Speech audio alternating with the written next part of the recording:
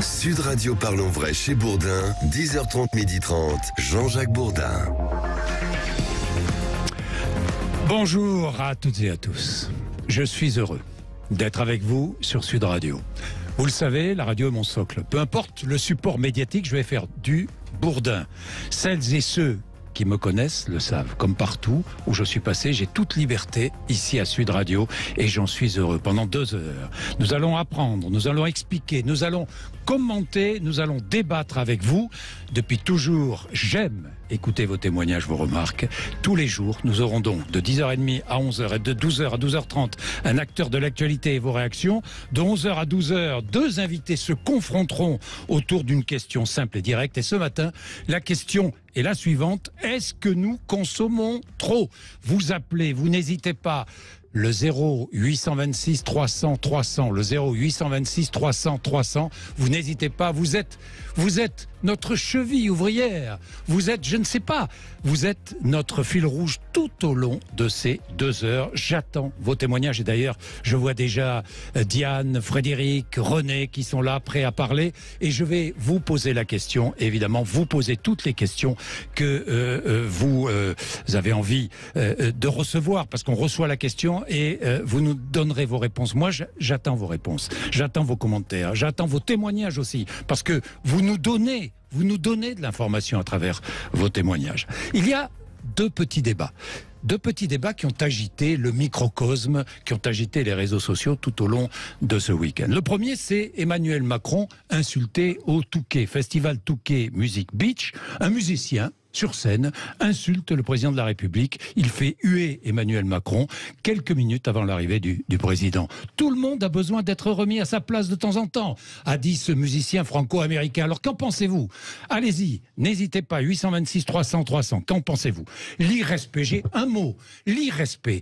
On a l'impression qu'on vit dans un monde où plus personne ne se respecte. Cette société où l'on s'insulte si facilement sur une scène sans danger, c'est si facile d'insulter quand on est sur une scène sans danger. C'est plus difficile d'insulter quand on est dans un pays où la liberté n'est pas ce qu'elle est en France. Insulter son public en plus. Il insulte son public. Emmanuel Macron était venu assister à à ce concert. Il insulte son public. C'est une nouvelle manière peut-être de se faire un peu de pub. Je ne sais pas. Nous allons y revenir. Et puis Sandrine Rousseau, qui affirme que faire cuire un steak est un symbole de virilité.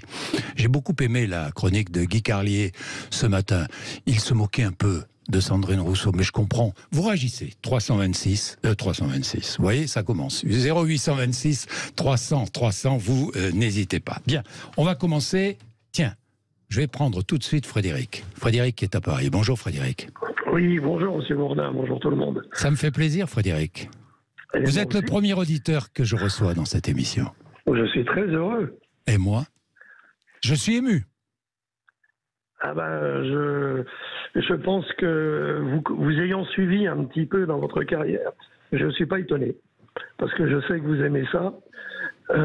Et que c'est ce qui vous fait vivre et que je pense que vous êtes très heureux aujourd'hui de commencer sur cette excellente radio qui est Sud Radio, que j'aime beaucoup. Hein. Bon, eh ben, moi aussi je l'aime, j'y suis. Frédéric, qu'est-ce que vous vouliez me poser comme question? Qu'est-ce que vous vouliez savoir?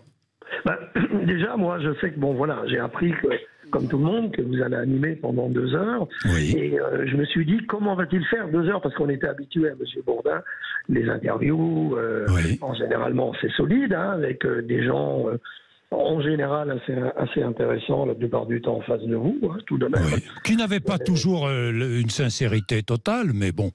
Mais en même temps, j'essayais d'aller la chercher, cette sincérité. Et vous savez, j'ai vu toute la classe politique devant moi, avec des moments formidables, d'autres qui étaient moins formidables, mais je ferai pas partie de ceux qui vont, comment dire, houspiller la classe politique. Non. Je la respecte, quelle qu'elle soit et d'où qu'elle vienne. Non, puis il y a des politiques, on le sait, vous et moi, nous le savons, il y a des politiques qui sont franchement honnêtes, j'en connais quelques-uns autour de moi, qui croient en bien sûr, qui ont des convictions et qui les défendent, qui ont des convictions et qui ont une vision, de leur mairie, de leur département, de leur circonscription et de la France. Il y en a d'autres. Je crois que c'est Clémenceau qui disait qu'il y a 2 catégories d'hommes politiques.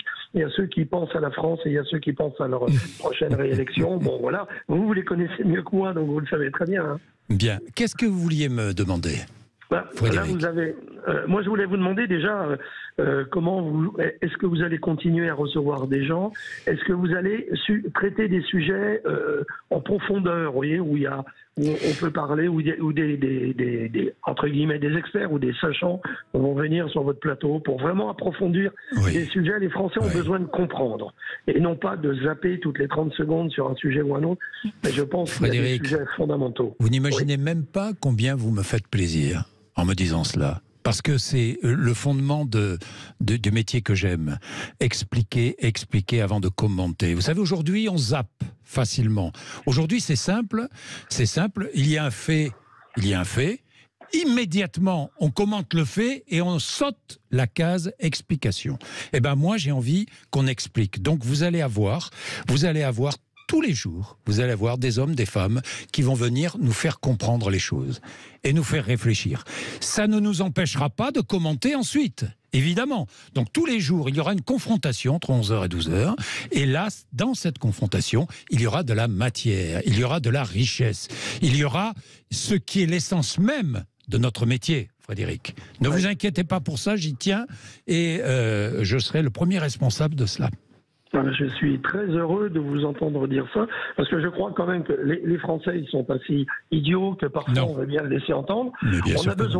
On a besoin que des gens viennent confronter leurs idées sur les sujets, parce que tout le monde, on a conscience que quelles que soient les radios, les télévisions, on entend toujours la même chose sur le même sujet. Bien sûr. C'est une sorte de matraquage, voire d'abêtissement. Oui, je suis d'accord. Frédéric, est-ce que ça vous ennuie si nous prenons Diane, qui est à Perpignan? Mais non, ça ne vous ennuie pas. Diane est avec nous. Bonjour Diane. Bonjour Jean-Jacques Bourdin. Bonjour Diane. Et ça fait plaisir de vous avoir au téléphone. Je vous ai écouté tout à l'heure, ce matin, et vous disiez que la sincérité était plus que tout le reste dans les émissions. Et j'espère que beaucoup de journalistes en prendront de la graine. Je ne sais pas, mais moi j'ai toujours vécu comme ça, ce métier, donc je ne vais pas changer à mon âge. Je vous le dis tout de suite.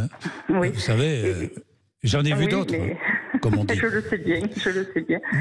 Par contre, toutes vos émissions que vous passez à la télé ou au poste, dans cette émission à Sud Radio, est-ce que vous allez continuer dans le même concept ou alors vous allez changer? Changer quoi? D'abord, je ne vais pas changer ma nature, ça sera difficile. Changer les interviews comme je ne vais pas faire d'interviews politiques en face à face dans cette émission parce que l'horaire, me semble-t-il, ne s'y prête pas. Et puis parce que je souhaitais justement ce que je viens de dire à Frédéric, je souhaitais expliquer. Et je souhaitais surtout vous retrouver, être avec vous. Être dans ce contact, dans cette intimité, parce que la force de la radio, c'est l'intimité. L'intimité entre l'auditeur et celui qui dirige une... Mais oui, on est tous les deux là, Diane. Vous savez qu'on est tous les deux là, Diane. C'est très gentil. Voilà. Et comme avec Frédéric. Bon, Diane, on se retrouvera, vous appelez quand vous voulez. C'est super sympa, merci beaucoup. Qu'est-ce que vous faites à Perpignan, Diane? J'étais aide-soignante. Aide-soignante. Pas facile, ce métier. Mal payé, pas facile. Tout à fait. Bien, merci beaucoup. Merci Diane. Et merci Frédéric. Merci à vous. Merci. Au revoir. Merci d'avoir été là tous les deux, mes deux premiers auditeurs. 0826 300 300, ça fait chaud au cœur. Chaud au cœur. Bien, revenons sur ces deux petits débats microcosmiques, je dirais, mais bon, on va les évacuer comme ça. Et puis, si vous voulez réagir, vous n'hésitez pas si ça vous intéresse. Alors, ce qui s'est passé d'abord au Touquet, avec vous, Félix Mathieu, racontez-nous, rappelez-nous ce qui s'est passé. Oui, ce chanteur, il s'appelle Marc Rebillet, un chanteur franco-américain, âgé de 33 ans. Il se produisait samedi sur la scène du Touquet Music Beach. Voilà, des insultes lancées par le chanteur en slip depuis la scène devant un public. Slip. Oui, en slip, oui, c'est sa spécialité de faire des prestations assez peu vêtues. Oui. Le public semble plutôt hilar, reprend des mots en cœur. Autant vous dire qu'on a évacué les mots, les plus gros mots, on va dire, parce qu'il y a eu pire dans ce que ce chanteur a pu lancer sur scène.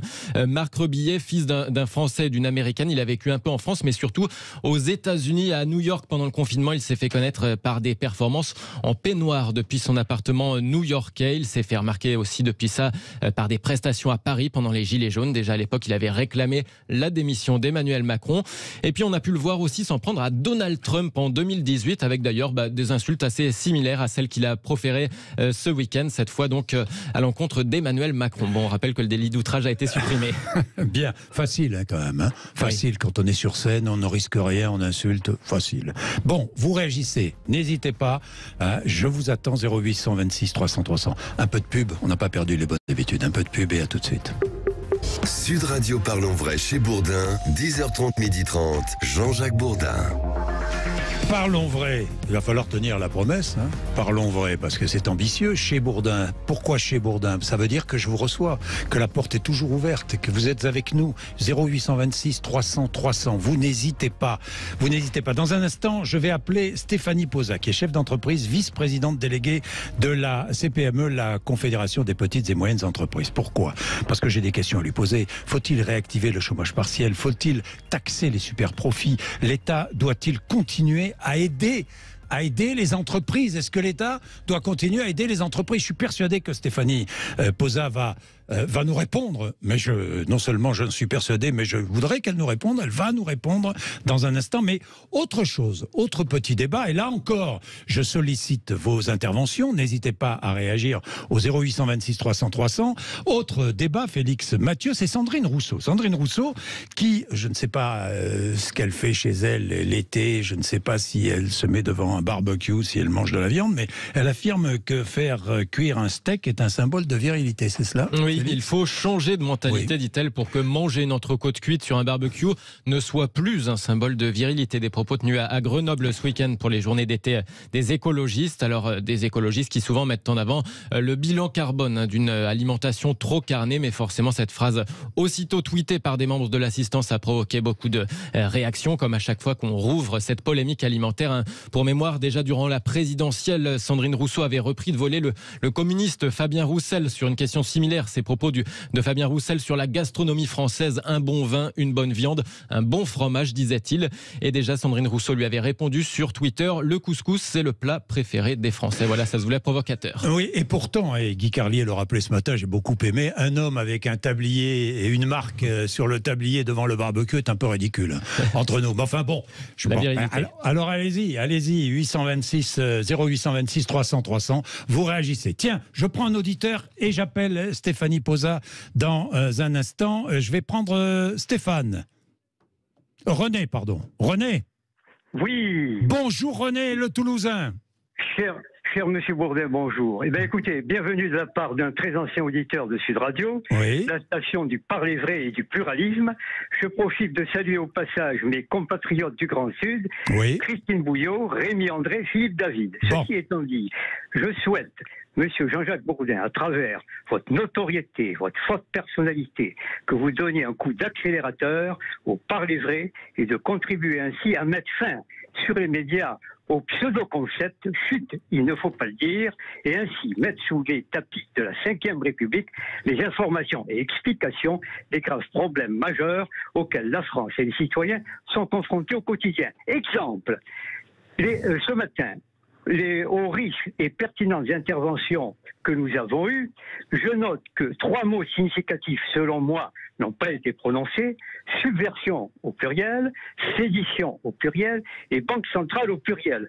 Voilà des exemples où on ne cite pas des mots qui permettent de structurer les débats. Eh bien, mon cher René, je tiendrai compte de toutes vos remarques, évidemment. Je vous salue. Moi, vous savez, j'aime le Sud. Je suis un habitant d'Occitanie, né en Occitanie. Donc, René, René, à bientôt et restez bien fidèles avec nous. Merci. Réaction tout de suite. Guy, qui est à Paris, qui réagit à ce qui s'est passé au Touquet. Bonjour Guy. Bonjour Monsieur Bourdin, merci de bien vouloir me prendre. Je vous en prie. Sur cette radio que j'aime, sur laquelle j'interviens souvent. Je les en remercie du reste. Oui. Donc, première chose concernant le comportement de ce musicien. Oui. Primo, on n'insulte pas. L'insulte et l'injure est une preuve de faiblesse. Ça signifie un manque total d'argumentation, de discernement, un manque de calme. Ça, c'est la première chose.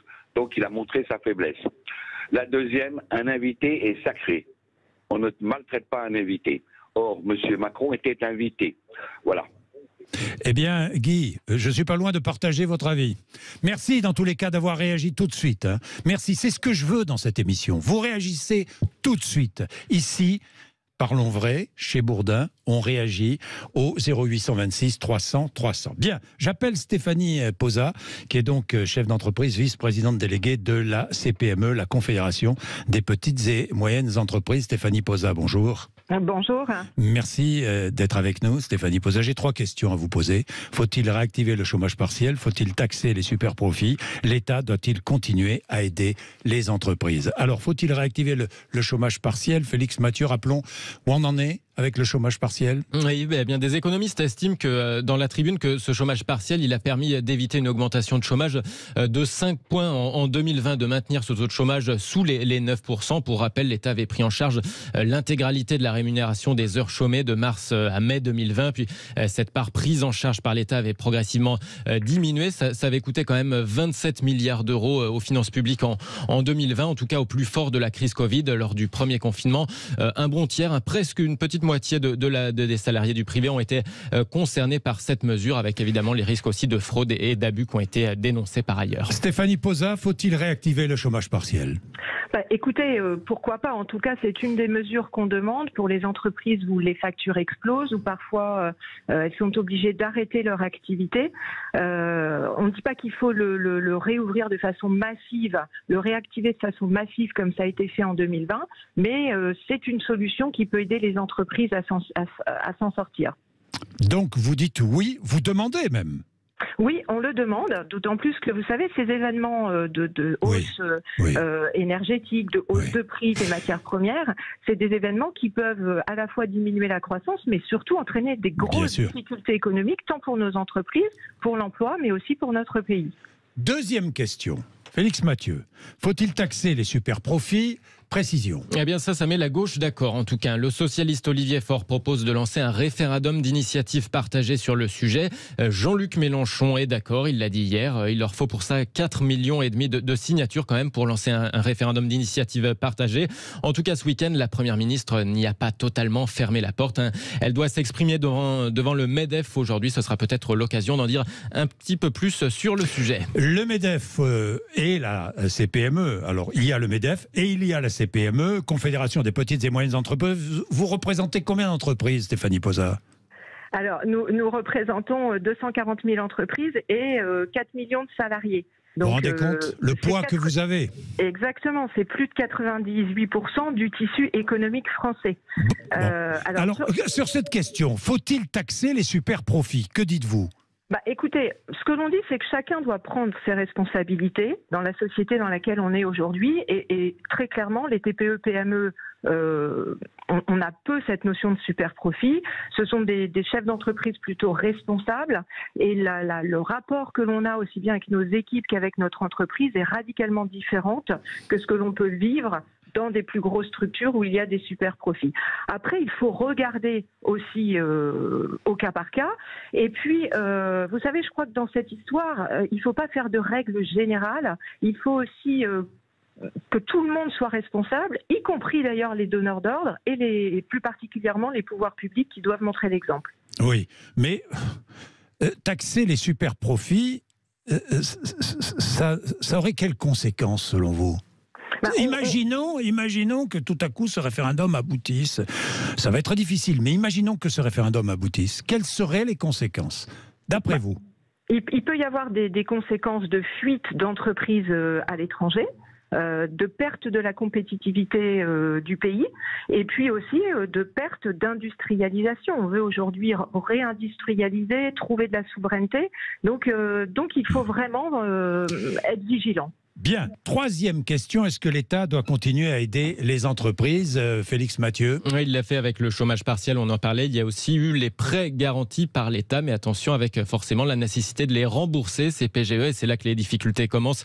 Et certains chefs d'entreprise s'en plaignent. On l'a vu avec le patron de la CPME qui justement réclame des aides plus concrètes aussi face à l'énergie qui augmente, au coût de l'énergie qui augmente. Il demande à être accompagné notamment par les énergéticiens pour ce qui est des entreprises les plus énergivores. Oui, Stéphanie Posa, le président de votre confédération demande des aides, la continuité des aides, vous aussi évidemment. Pourquoi ? Parce que il faut continuer à accompagner les entreprises pour qu'elles demeurent compétitives et que demain nous n'ayons pas des défaillances à tour de bras avec un impact important sur l'emploi. Ce que l'on demande, c'est tout d'abord un étalement des PGE, et ça fait déjà très très longtemps que nous le demandons. Où en est-on d'ailleurs ? Où en est-on sur le paiement, le remboursement de ces PGE ? Sur le remboursement des PGE, pour l'instant, il semblerait que les remboursements se fassent, mais on sent bien que la rentrée va être difficile, que ça commence à se tendre, puisqu'on subit à la fois de nombreuses hausses de salaire, des hausses de prix sur les matières premières. Donc on voit bien que c'est de plus en plus compliqué, et donc ce que l'on souhaiterait, c'est pouvoir étaler ces PGE, étaler les dettes dans l'entreprise sur une durée plus longue, sans qu'il y ait une mise en défaut de paiement de l'entreprise. Oui, mais certains vont vous dire, Stéphanie, est-ce que c'est à l'État de toujours prendre en charge les difficultés des entreprises ? Pas toujours, mais ça fait quand même 2-3 ans, et on est les premiers d'ailleurs à avoir dit qu'il faut arrêter le quoi qu'il en coûte. Ce que l'on demande c'est pas une subvention, c'est un étalement de la dette. C'est pas vraiment la même chose. Il faut que les banques aussi prennent leurs responsabilités. Il faut savoir qu'on parle quand même d'abondance. L'État, au cours de la dernière année, entre juin 2021 et juin 2022, c'est l'État qui a le plus profité. 36 milliards de recettes supplémentaires. On peut peut-être donc lui demander de continuer à accompagner les entreprises sur cette période difficile et de le faire de manière intelligente. Comme dit notre président, l'idée, c'est pas d'arroser sur le sable, c'est d'accompagner les entreprises qui en ont besoin, qui étaient viables et qui doivent le rester. Merci beaucoup Stéphanie Posa d'avoir été avec nous, d'avoir répondu à nos 3 questions. Je voudrais préciser à propos de la taxation des super-profits, ce qu'a dit Alexis Corbière. Tous ceux qui ont fait des bénéfices supérieurs à l'année précédente, profitant de la crise, doivent être taxés pour améliorer nos services publics, l'école, et bloquer les prix des produits de première nécessité. J'imagine que ça vous fait réagir, ces propos d'Alexis Corbière. Il est quelle heure ? Il est déjà 10h55, ça passe vite avec vous. Vous n'hésitez pas, vous appelez. Et Jean-Jacques, il y a d'ailleurs énormément d'auditeurs de Sud Radio qui n'hésitent pas. Il y en a certains qui nous écoutent, qui nous appellent au 0810 300 300, et il y en a d'autres qui réagissent via les réseaux sociaux, et notamment en Facebook Live, notamment avec Arnaud qui réagit sur ce sujet de taxer les super profits, qui dit que la question en tout cas doit se poser, doit être sur la table. On l'avait un peu mise sous le tapis. C'est vrai qu'Elisabeth Borne est revenue avec ce sujet sur le devant de l'actualité. Elisabeth Borne n'est pas très claire. Hein. On ne sait pas si elle est pour, si elle est contre. Le gouvernement va être obligé de prendre position à un moment donné ou à un autre. Oui. Et après, il y a les autres sujets qui ont été évoqués, évidemment. Il y a les auditeurs qui sont très heureux de vous retrouver, comme Phil qui dit que vous êtes de retour à l'antenne et c'est top. François qui réagit aussi sur ce sujet, sur le chanteur qui a insulté Emmanuel Macron, qui dit voilà, ce chanteur, il est jeune et il regrette, François, que malheureusement certains jeunes ne respectent plus grand chose, je pense. Et voilà, c'est une vraie critique envers potentiellement une génération, et on en a parlé. Et Nathalie qui dit elle aussi qu'elle est Jean-Jacques, très heureuse de vous retrouver à l'antenne. Eh bien, moi aussi, je suis très heureux. On va continuer, c'est un plaisir. Ça fait une demi-heure que nous sommes ensemble. C'est déjà un moment formidable. Je suis heureux, là. Vous n'imaginez même pas. 11h, 12h, nous avons cette confrontation. Nous aurons une confrontation quotidienne. Aujourd'hui, je pose une question, mais extrêmement simple. Consommons-nous trop? Est-ce que nous consommons trop? Plusieurs invités. Marc Toiti, qui est chef économiste. Nous aurons François Verret, qui est ingénieur agronome et qui est décroissant, qui prône l'économie décroissante. Et puis Yves Cochet, qui est quelque part, on ne sait pas trop où, qui lui vit en retrait. Et puis Nicolas Chaban, vous savez, c'est qui le patron, le fondateur de C'est qui le patron? Ils seront avec nous entre 11h et midi. Et puis vous tous, évidemment, au 0826 300 300, il est 10h57.